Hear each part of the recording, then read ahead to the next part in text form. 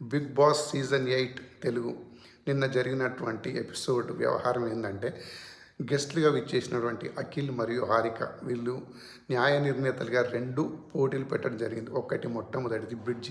ఆ బ్రిడ్జ్ ఎంత అద్భుతంగా చాలా తొందరగా పూర్తి చేసిన వ్యక్తి రోహిణి. అలాగే రెండో ఆట వచ్చేసి తులాభారం.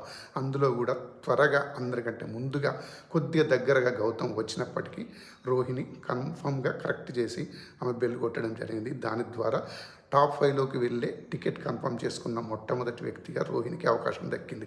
అలాగే ఆ టాప్ 5లోకి వెళ్ళే అర్హత కోల్పోయిన వ్యక్తిగా విష్ణుప్రియ పాలైంది. విష్ణుప్రియ చేసిన చిన్న పొరపాటు తెలిసి తెలియక చేయొచ్చు. అది కూడా టేస్టీ తేజ సహృదయంతో అడిగినటువంటిది.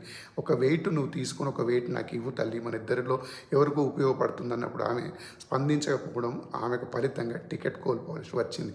దీని మీద మీ అభిప్రాయం ఏమిటో చెప్పండి ఫ్రెండ్స్.